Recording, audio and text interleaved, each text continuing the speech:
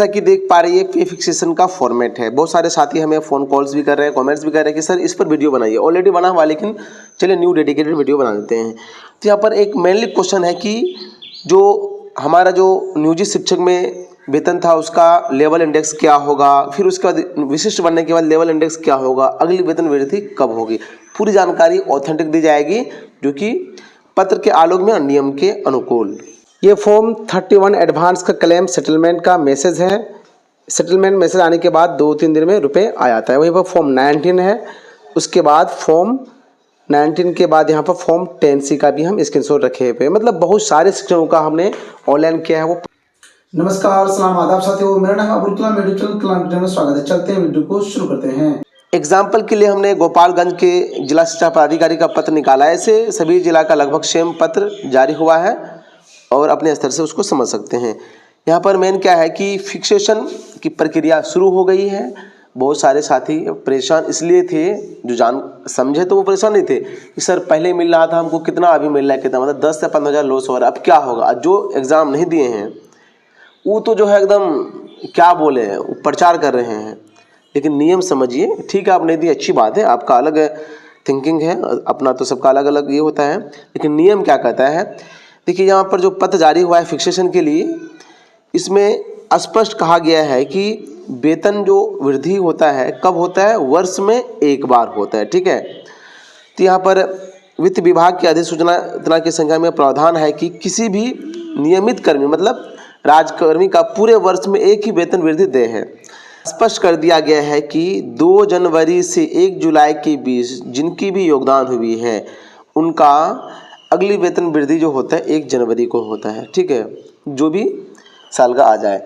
अब वहीं पर जो विशिष्ट शिक्षक 1 जनवरी को योगदान किए हैं उसका 1 जुलाई को होगा, आगे देख लीजिए।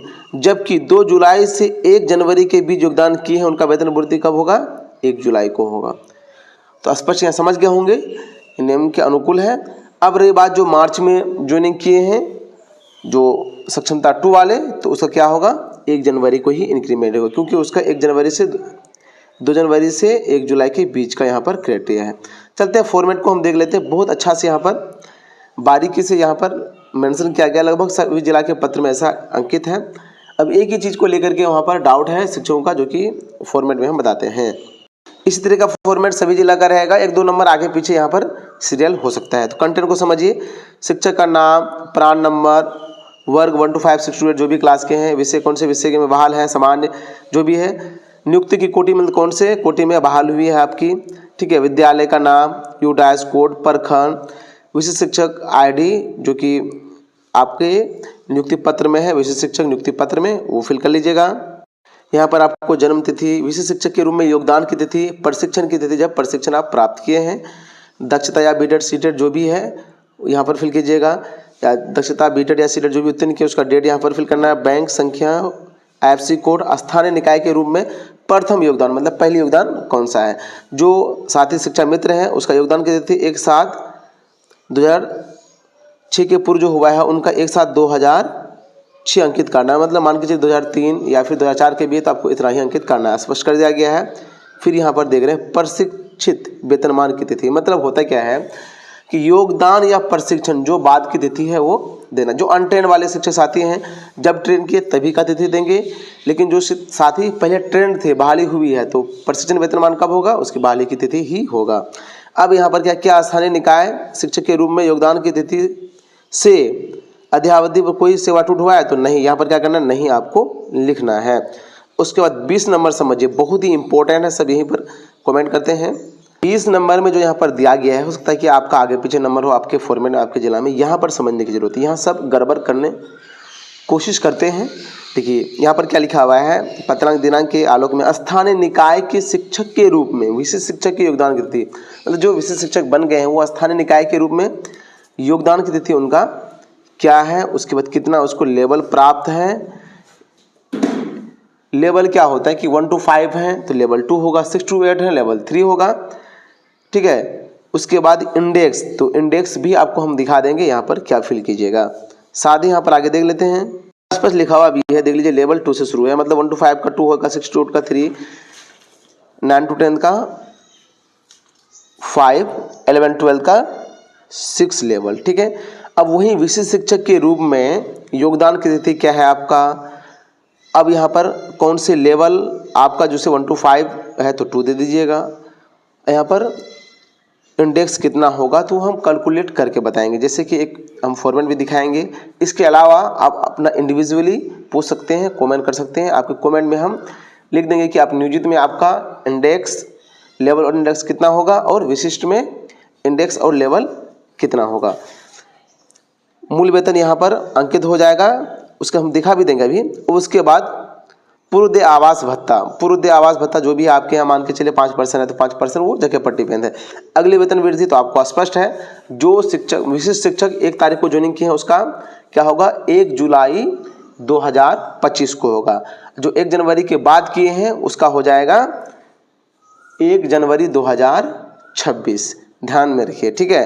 क्योंकि आपको जो 1 तारीख को मिलने वाली वार्षिक वृद्धि है नियोजित वाला नहीं मिला, क्योंकि आपने 30 को ही क्या किए, छोड़ दिया, जो अपना 1 तारीख को नया योगदान किया, तो इसलिए आपका क्या होगा कि आपका 1 जुलाई को होगा। वो कंडीशन हम तो पहले बता ही दिए। उसके बाद नीचे यहाँ पर क्या है, मेनली ये शपथ टाइप का है, बाकी आपको जो है सारी डॉक्यूमेंट्स साथ में सभी प्रमाणित संलग्न करना है। उसके बाद यहाँ जो अधिकारी जो है दिनांक पत्रांक देंगे, बाकी शिक्षक साइन करके, उसके बाद यहाँ पर हेडमास्टर साहब साइन करके BRC में जमा होगा, फिर आगे की प्रक्रिया की जाएगी। अब यहाँ पर एक चार्ट दिखा दे ताकि आपको 20वां और 21वां नंबर भरने में दिक्कत ना हो। यहाँ पर आप देख सकते हैं कि जिला शिक्षा पदाधिकारी शेखपुरा के द्वारा चार्ट ही निकाल दिया गया। यहाँ पर नियोजन वर्ष है। अब यहाँ पर समझने की जरूरत है, 1/1/2024 को जो बेसिक पे मिलता है नियोजित शिक्षकों को, जो शिक्षक 1 जनवरी को योगदान किए तो नियोजित वाला में यही आपको डालना है, मतलब 1/1/2024 वाला, ठीक है। विशिष्ट में क्या होंगे कि उसके नियर बाय जो है पे प्रोटेक्शन के बाद वो आपको देना है, हम बता भी देंगे, आप कमेंट कीजिएगा। उसके बाद अगली वेतन वृद्धि होगा जो 1 तारीख को ज्वाइनिंग किए हैं, ध्यान से सुनिए, 1 जनवरी को जो ज्वाइनिंग किए हैं उसका 1/7/2025 होगा। एक के बाद जब भी जो ज्वाइनिंग किए हैं उसका 1/1/2026 होगा अगली वेतन वृद्धि। तो उम्मीद करते हैं कि आप समझ गए होंगे। इसके अलावा आपके मन में जो सवाल है आप कमेंट कीजिए, आपके कमेंट का 100% जवाब दिया जाएगा। साथ ही जो भी साथी जो PF का रुपये निकालना चाह रहे हैं, चाहे टोला सेवक हो, नियोजित हो, PF की राशि कंप्लीट फुल सेटलमेंट के साथ हमारे द्वारा निकाला जा रहा है। आप व्हाट्सएप पर मैसेज कर सकते हैं, पेड सर्विस अवेलेबल है। आपको सिर्फ मैसेज करना है, जरूरत पड़ने पर हम खुद आपको कॉल कर लेंगे। आज के विन ऑफ द डे में सिलेक्ट हुए हैं Alok Kumar from Naugachia, Subodh Kumar from Vaishali, Ayush Kumar from Madhubani, Avinash Kumar from Samastipur. आप चारों को many congratulation. Win of the day में सिलेक्ट होने का प्रोसेस है कि पूरा वीडियो आपको देखना है, उसके बाद वीडियो को लाइक और प्रश्न का उत्तर। जैसे कि आज का प्रश्न है, बिहार का सबसे विकसित जिला कौन है, इसका आंसर देना है। उसके बाद अपना नाम और आप कहाँ से देख रहे हैं, ताकि विन ऑफ द डे में आपको सिलेक्ट किया जा सके। इनमें से जो maximum win of the day में सिलेक्ट होंगे, विन ऑफ द मंथ में 1 तारीख को सिलेक्ट किया आता है और गिफ्ट दिया जाता है। नजदीक के रहते हैं तो हैंड टू हैंड, दूर के रहते हैं तो बाय पोस्ट। आप सभी वीडियो देखते हैं, सिर्फ एक काम करना है, वीडियो को लाइक और प्रश्न का उत्तर देना है। वीडियो क्लास देखने के लिए तहे दिल से शुक्रिया।